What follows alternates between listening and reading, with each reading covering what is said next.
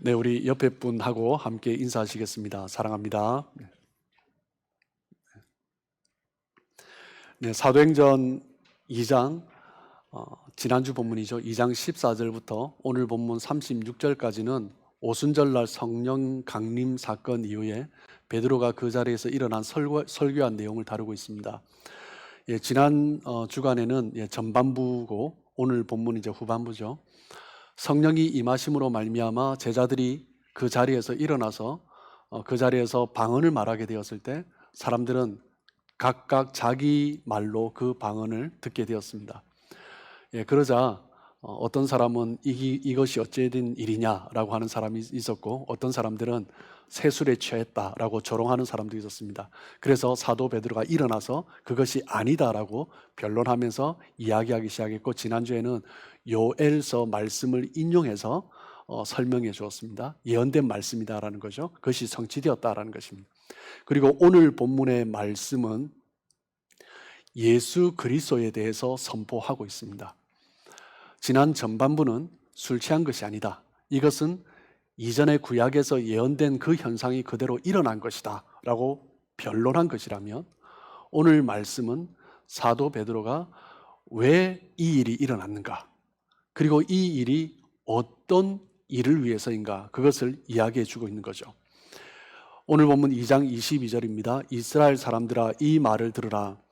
너희도 아는 바와 같이 하나님께서 나사렛 예수로 큰 권능과 기사와 표적을 너희 가운데서 베푸사 너희 앞에서 그를 증언하셨느니라. 베드로는 예수님의 부활을 설명을 해주고 있습니다. 하나님께서 나사렛 예수로 말미암아 이 땅에서 행하신 그 일들에 대해서 말을 하고, 그리고 죽으시고 살아나신 그 놀라운 일들을 설명을 하고 있죠. 23절입니다. 그가 하나님께서 정하신 뜻과 미리 아신 대로 내준 바 되었거늘 너희가 법 없는 자들의 손을 빌려 못 박아 죽였으나. 예수님께서 이 땅에 오셔서 하나님의 종으로 신실하게 사역하셨는데, 그런데 유대인들이, 너희들이 법 없는 자, 불법적으로 다른 사람들을 사주해서 예수님을 십자가에 못 박아 죽였다라고 이야기하고 있는 거죠. 그 예수님의 죽으심 너희들이 행한 것이다 라고 이야기합니다. 그리고 24절에 하나님께서 그를 사망의 고통에서 풀어 살리셨으니 이는 그가 사망에 매여 있을 수 없었습니다. 너희가 비록 그 예수를 십자가에 못 박아 죽였지만 예수님은 그 죽음에서 매여 있지 않으시고 살아나셨다, 부활하셨다라고 이야기하는 것입니다. 그리고 이 24절의 말씀을 32절에 사도 베드로는 반복해서 설명을 하고 있습니다. 이 예수를 하나님이 살리신지라 우리가 다 이 일의 증인이로다. 십자가에 못 박혀 죽으시고 장사 지냈던 그 예수님이 하나님께서 직접 살려주셨다, 그것을 우리가 모두 보았다라는 거죠. 그리고 지난 40일 동안 그것을 경험했고, 그리고 10일 동안 그 하나님의 약속하신 것을 기다리면서 성령의 오심을 경험하고 이제 담대히 선포하고 있는 것입니다. 여기에서 베드로는 다윗의 예언, 다윗의 노래를 인용해서 또 이야기하고 있습니다. 26절, 27절입니다. 그러므로 내 마음이 기뻐하였고, 다윗의 노래죠. 내 혀도 즐거워하였으므로 육체도 희망에 거하리니 이는 내 영혼을 음부에 버리지 아니하시며 주의 거룩한 자로 썩음을 당하지 않게 하실 것임이로다. 다윗이 지금 노래하고 있습니다. 뭐라고요? 내 영혼을 음부에 버리지 아니하시며 썩음을 당치 않게 하실 것임이로다. 다윗은 죽었죠. 다윗의 육신은 썩었죠. 그런데 썩음을 당치 않게 하실 것이다 라고 이야기하고 있습니다. 이 노래의 내용은 누굽니까? 이 노래의 주인공은 누굽니까? 다윗 자신이 아니라 다시 오실 메시아를 노래하고 있는 것입니다. 예수 그리스도에게 이루어진 일이다라는 거죠. 다윗이 지금 이야기하는 것이 무슨 노래인가, 누구를 위한 노래인가? 사도 베드로가 말을 하기를 메시아가 오셨는데 죽으셨다라는 것입니다. 그런데 썩음을 당치 않는다. 왜? 살아나셨기 때문이다라는 거죠. 유대인들은 메시아가 죽는다는 것을 상상을 못했어요. 그런데 다윗도 이렇게 노래했다라는 것입니다. 결국 이 노래의 성취는 다윗 자신이 아니라 다윗의 후손 메시아 예수 그리스도께 이루어진 일이다라는 것을 사도 베드로는 다윗 선지자, 다윗을 선지자라고 표현하죠. 다윗 선지자의 그 예언이 예수님의 죽으심과 부활로 그대로 이루어진 것이다. 그것을 지금 사도 베드로는 선포하고 있는 것입니다. 2장 31절입니다. 미리 본고로 그리스도의 부활을 말하되 그가 음부에 버림이 되지 않고 그의 육신이 썩음을 당하지 아니하시리라 하더라. 선지자로서 미리 보았다라는 거죠. 무엇을요? 예수 그리스도의 오심, 메시아의 오심.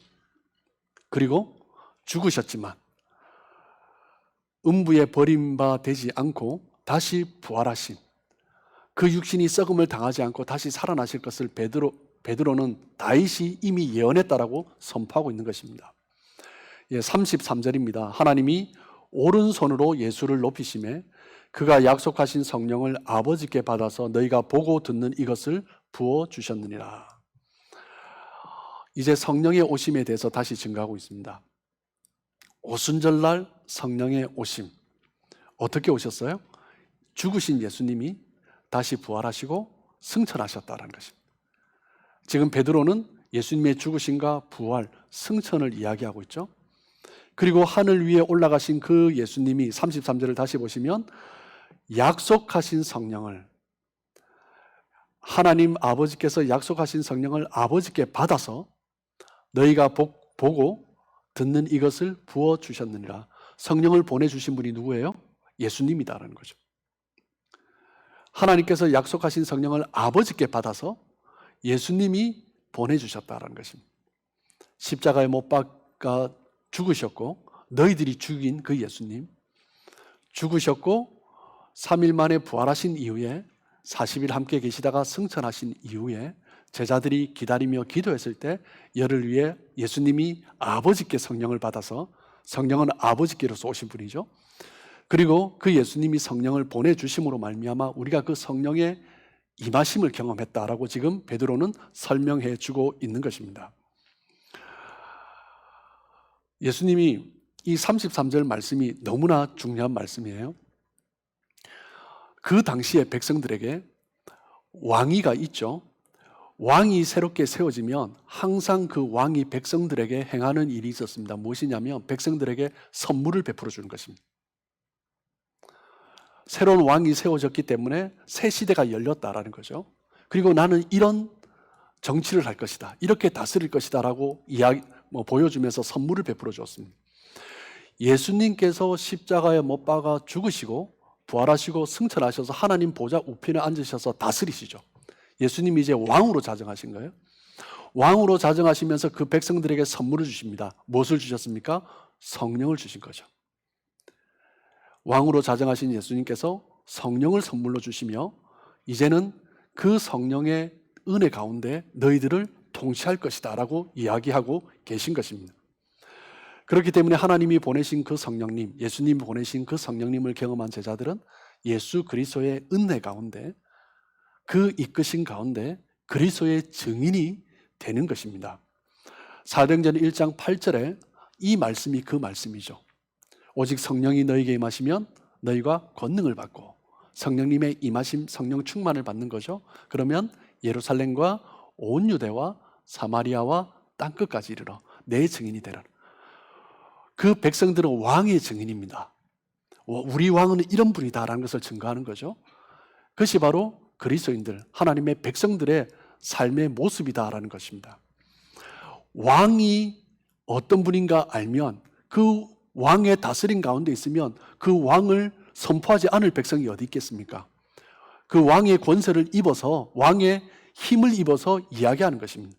그 통치하는 나라 가운데는 그 왕을 선포하는 것이 아무 문제가 안 되는 거죠. 그렇기 때문에 제자들은 그것을 경험한 것입니다. 왕으로 자정하신 예수님께서 보내신 성령을 입었기 때문에 그 왕 대신 예수님을 선포하는 것이 아무 문제가 안 되는 거죠. 그전에는 예수님을 이야기하는 것이 두려움이었습니다. 예수님을 따른다는 것 자체가 부끄러움이었습니다. 그런데 이제는 더 이상 두렵지도 않고 부끄럽지도 않은 거죠. 왜요? 예수님이 왕이시기 때문입니다. 제자들이 담대해졌죠. 핍박이 있어도 환난이 있어도 결코 흔들리지 않습니다. 왜요? 다스리시는 분이 예수님이시기 때문입니다.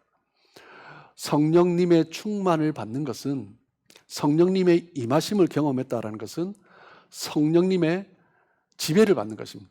왕 대신 예수님의 지배를 받는 것입니다. 예수님이 원하시는 그 뜻 안에서 살아가는 것, 왕 대신 예수님 뜻 안에서 살아가는 것, 그 백성의 모습이죠. 그렇기 때문에 예수님의 뜻이 나의 뜻이 되고, 예수님의 말씀이 내 말이 되고, 내 모든 것을 주관하시는 분이 예수님이 되시는 것입니다. 성령님을 만나면 그 변화가 일어나는 거죠. 성령님을 경험하면 나타나는 첫 번째 현상, 예수님이 주가 되시는 것입니다. 왕이 되시는 것입니다. 예수님이 나를 다스려 주시는 것입니다. 우리가 우리 인생을 살아가면서 왜 좌절하고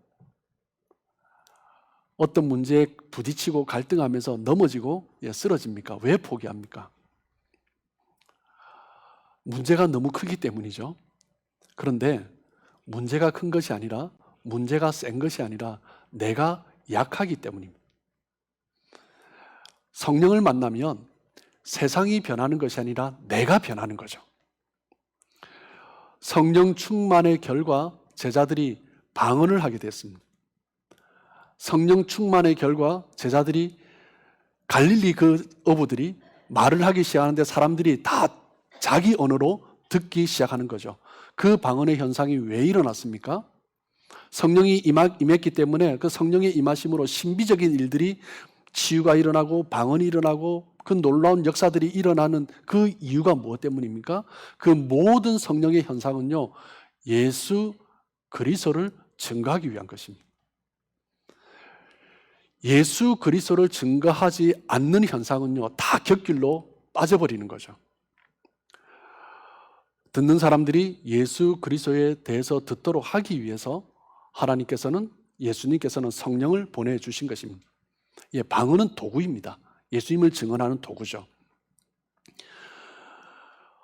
성령의 사건은 하늘 보좌에 앉아 계신 예수 그리스도께서 이 땅을 다스린다라는 것을 선포하는 사건입니다.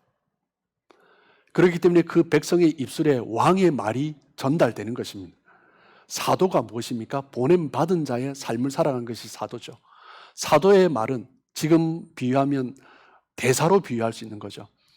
대사의 말은 자기의 말이 아니라 그 본국에 다스리는 자, 가장 높은 지도자의 말이 되는 것입니다. 그것이 바로 사도고 믿는 자의 모습인 것입니다. 성령을 받은 사람의 삶의 모습은 그 말이 다스리는 왕의 말이 되는 것입니다. 그렇기 때문에 성령의 사건은 바로 예수 그리스도의 임재 사건입니다. 예수 그리스도가 다스리는 사건입니다. 성령의 사건은 예수 그리스도가 왕이 되시는 사건입니다. 예수께서 주가 되시는 사건이죠.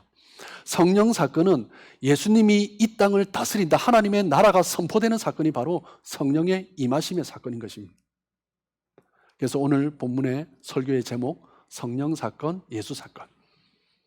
성령이 오신 사건은 예수님의 사건이 일어나는 것입니다. 제자들이 다 성령의 충만을 받고 성령의 말하게 하심을 따라서 방언을 말을 합니다. 예수님의 부활에 대해 능력 있는 증거를 하기 시작했습니다. 그러자 순식간에 예수님의 죽으심과 부활이 이스라엘 온 전역에 선포되었습니다. 유대인들에 의해서 십자가에 못 박혀 죽으시고 살아나신 그 예수님, 그 예수님이 선포되기 시작하는 것입니다. 그 예수님의 사건이 이제는 예루살렘과 온 유대와 사마리아를 넘어서 땅끝까지 전달되게 되는 것입니다.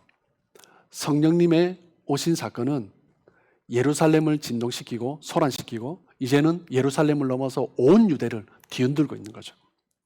그리고 사마리아 땅에 새로운 회복을 일으켜 주신 것입니다. 그리고 땅끝까지 성령님의 오신 사건으로 말미암아 그리스도가 주가 되신다라는 것을 나타내는 역사가 일어나게 되는 것입니다.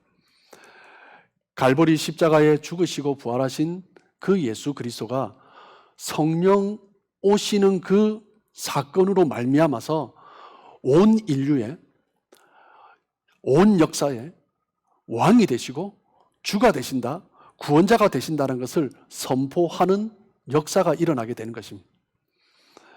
성령께서 강림하시지 않으셨다면 예수님의 죽으심과 부활은요, 팔레스타인에서 일어난 이야기입니다. 시간이 지나면서 잊혀졌을 것입니다. 그런데 성령이 오심으로 말미암아 그 팔레스타인에 일어난 일은 그 땅에서만 일어나는 것이 아니라 온 인류의 온 역사를 통틀어서 온 우주적으로 이 땅 가운데 일어난 가장 중요한 이야기가 된 것입니다.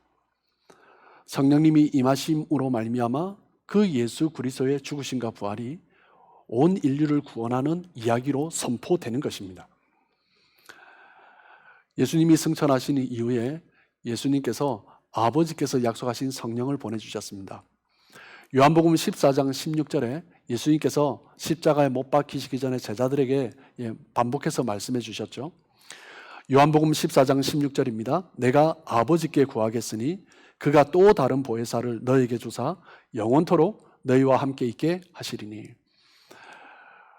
예수님께서 오늘 베드로가 설교하고 있는 것처럼 예수님께서도 이미 내가 아버지께 구하겠으니 또 다른 보혜사를 너에게 보내주겠다라고 말씀하셨어요. 그런데 우리는 성령을 보혜사로 알고 있죠. 보혜사 파라클레토스라고 알고 있습니다. 그런데 요한복음 14장 16절에 보면 조금 우리가 주위에서 보면 뭐라고 표현되어 있냐면 내가 아버지께 구하겠으니 그가 또 다른 보혜사를 너에게 주사. another 보혜사죠. 그러면 먼저 보혜사가 있었다라는 얘기죠. 우리는 성령님이 보혜사라고 알고 있는데 예수님은 또 다른 보혜사래요. 그러면 앞서 있었던 보혜사는 누구입니까? 바로 예수님 자신이죠. 예수님 자신이 보혜사입니다. 보혜사는 우리가 잘 알듯이 파라클레토스, 돕는 자이죠. 그런데 여기에서 또 다른 보혜사라고 표현되어 있는데 이 다른이라는 말이 헬라어에서 다르다라고 표현을 할 때는 두 가지 단어가 있습니다. 알로스라는 단어와 헤테로스라는 단어가 있는데 헤테로스 단어는 어떤 의미냐면 이것과 이것이 완전히 다른 것입니다. 그것이 다르다라는 거예요. 그것을 헤테로스라고 표현하고 여기에서는 알로스라고 표현되어 있는데 이 알로스의 의미는 뭐냐면 다르지만 본질은 같은 것입니다. 그래서 예수님은 알로스 파라클레토스, 다른 보혜사. 이 말을 듣는 유대인들은, 이스라엘 사람들은 무슨 말인지 이해가 되는 거죠. 예수님이 보내주시겠다 하신 또 다른 보혜사는 예수님과 앞선 첫 번째 보혜사 예수님과 본질은 같지만 다른 모습으로 오신 분이다라는 것입니다. 요한복음 16장 7절 말씀입니다. 그러나 내가 너희에게 실상을 말하노니 내가 떠나가는 것이 너희에게 유익이라. 내가 떠나가지 아니하면 보혜사가 너희에게로 오시지 아니할 것이요 가면 내가 그를 너희에게로 보내리니. 예수님이 떠나시고 또 다른 보혜사 성령께서 오시는 것이 더 유익이다라고 말씀하세요. 제자들의 입장에서는 예수님이 곁에 계시는 것이 더 좋았을 것이다 라고 생각했겠죠. 그런데 예수님은 그렇게 말씀하지 않으시고 나도 보혜사로 왔고 그리고 또 다른 보혜사가 올 것인데 내가 너희와 함께 있는 것보다 또 다른 보혜사가 오는 것이 훨씬 유익이다 라고 말씀하세요. 무엇 때문에 그러세요? 예수님은 육신을 입고 오셨습니다. 육신은 시간과 공간의 제약을 받습니다. 그래서 예수님은 한 곳에서 사역하셔야 됩니다. 육신을 입으시고 어떤 때는 예루살렘에서 어떤 때는 사마리아에서 어떤 때는 갈릴리에서 예수님을 만나려면 사람들은 쫓아다녀야 했어요. 그런데 보혜사 성령께서 오시면 그 보혜사 두 번째 보혜사는 육신으로 오시는 것이 아니라 영으로 오시기 때문에 바람과 같이 온 세상에 편만한 분으로 오시기 때문에 어디에 계세요?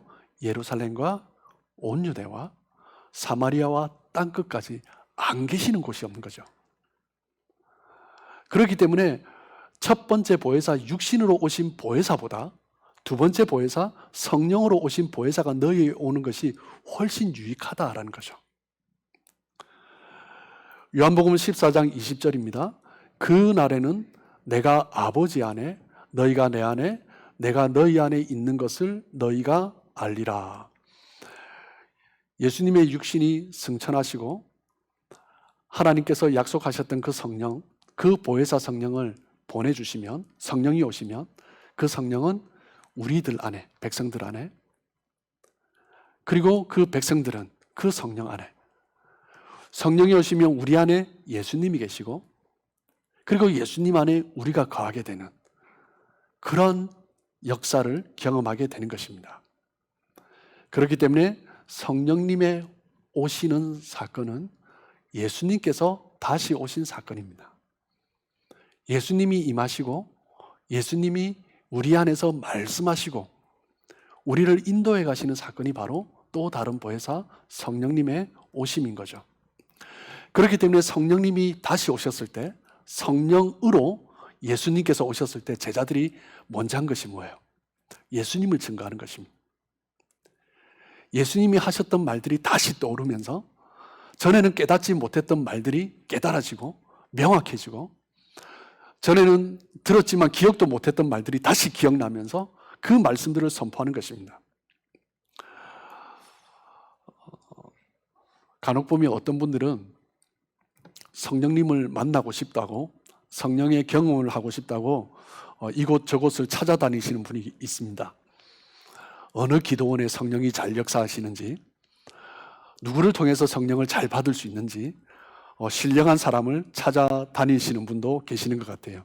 여러분, 예수님은 분명히 말씀하세요. 첫 번째 보혜사는 예수님 자신이고 두 번째 보혜사는 성령님이십니다. 그렇기 때문에 두 번째 보혜사 성령님을 경험한다라는 의미는 무엇이냐면 예수 그리스도의 임재를 경험하는 것입니다. 우리가 언제 예수 그리스도의 임재를 경험할 수 있습니까? 예수님의 말씀이죠. 예수님의 그 말씀이 깨달아지고 그 말씀이 명확해지면 담대함이 생기고 그 말씀이 선포되면 역사가 일어나는 것입니다. 예수님이 하신 그 말씀 안에서 성령님을 찾아야죠. 그런데 말씀은 덮어두고 기도하는 것이 잘못된 것이 아니라 말씀 없이 기도하고 외치고 나무 뿌리 뽑고 말씀 가운데서 하면 괜찮아요. 그런데 말씀 없이 하면 미혹되는 것입니다. 성령의 경험은 예수 그리스도를 경험하는 것입니다. 성령의 경험은 거울을 보는 것과 같습니다. 여러분 오늘 아침에 나오시면서 다들 거울 보고 나오셨죠, 그죠? 거울을 볼 때 여러분은 무엇을 보십니까? 거울 딱 보면 뭐가 보이세요? 잘생긴 여러분들이 보이시죠? 예쁜 본인이 보이시죠? 몇 분이 고개 끄덕끄덕 하십니다.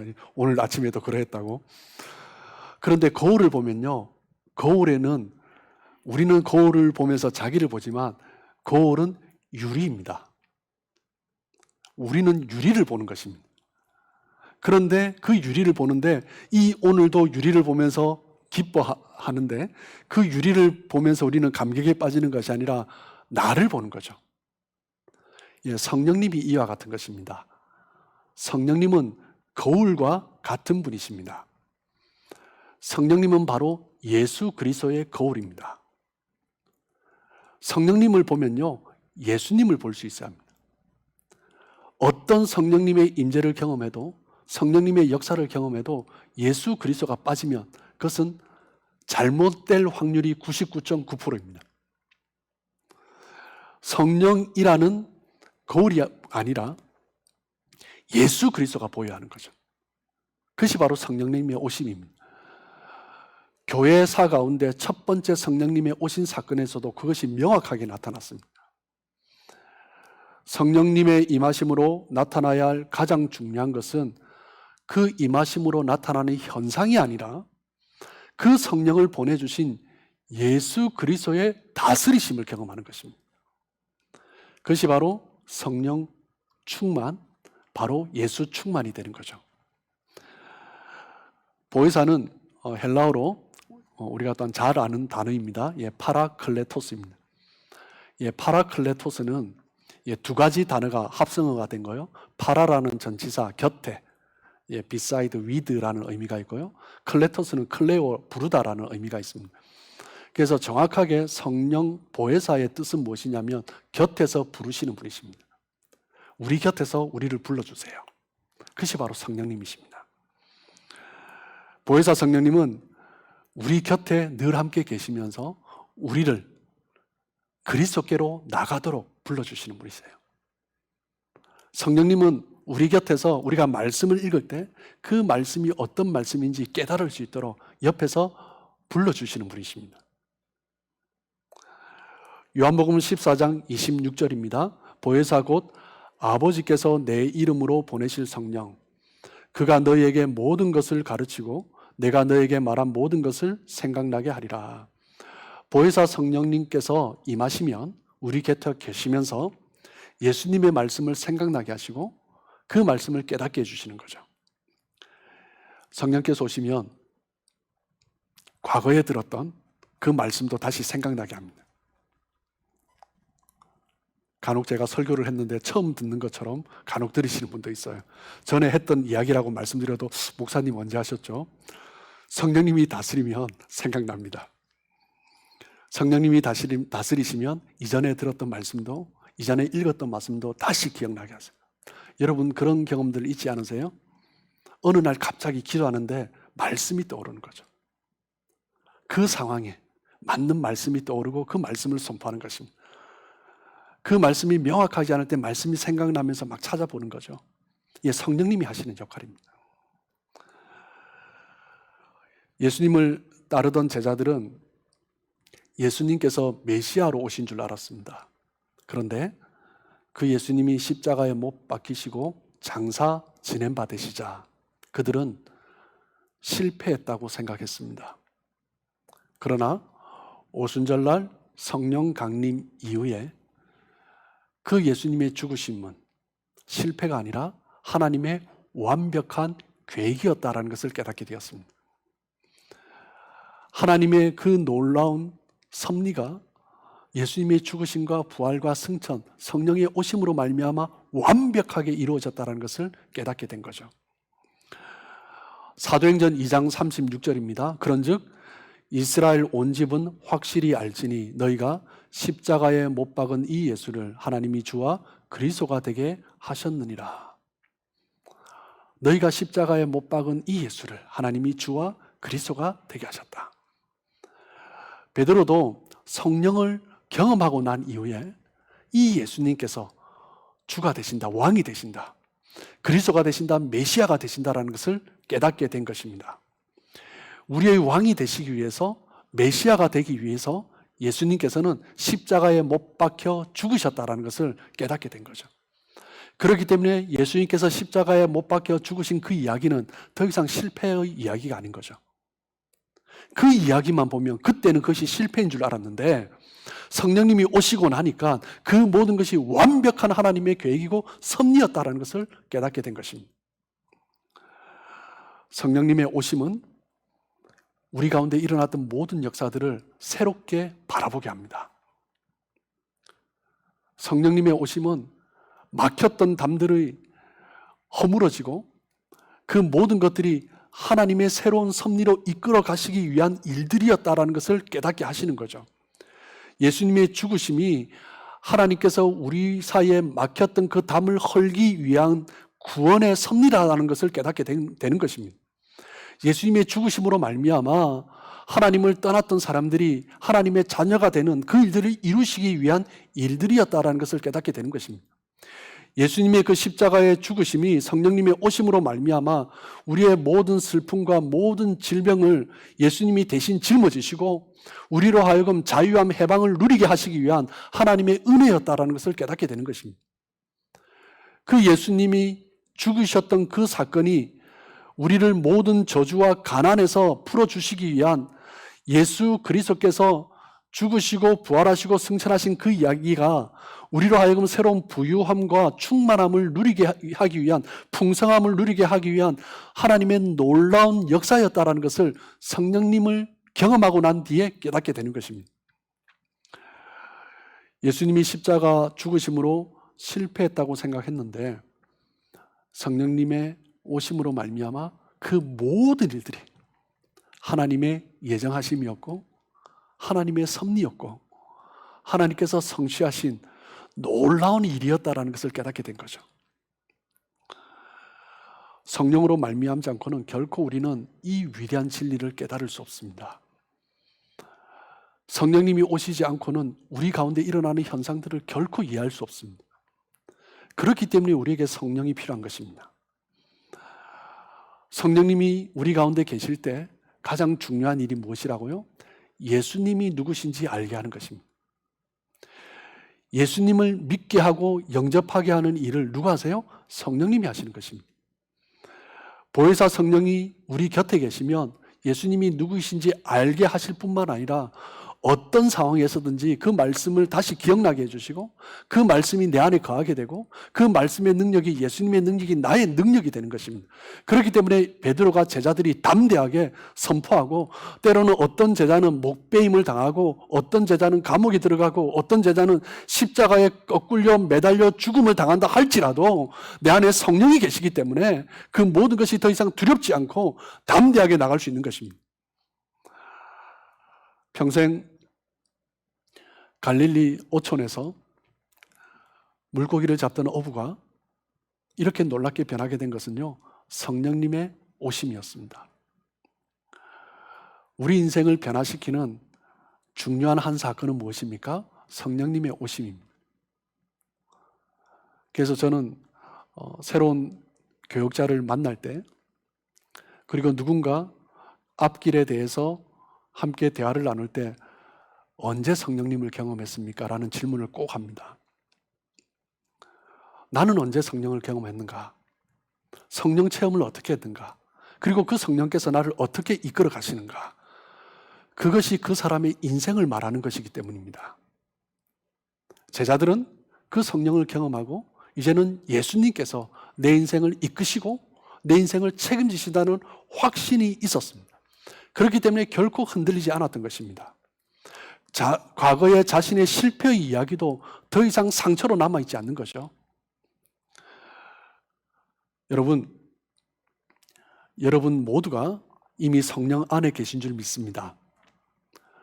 우리가 성령 안에 거하심으로 우리가 더욱더 소망하는 것은 말씀 안에 성령께서 깨닫게 해주시고 가르쳐 주시는 그 말씀 안에서 예수 그리스도를 더욱더 깨닫고 발견하고 그리고 그 다음 나타나는 현상이 뭐예요? 예수님이 다스리시는 것입니다. 예수님이 주가 되시는 거죠. 예수님이 인도하시는 거죠. 그러면서 우리 가운데 나타나는 현상이 무엇입니까? 기쁨이죠. 확신입니다. 흔들리지 않습니다. 그것이 바로 성령 받은 사람의 모습입니다. 저와 여러분이 성령의 은혜 가운데 거하시고 성령의 인도하심을 따라감으로 결코 흔들리지 않고 그리스도와 함께 거하시는 복된 삶 되시길 주님의 이름으로 축복합니다.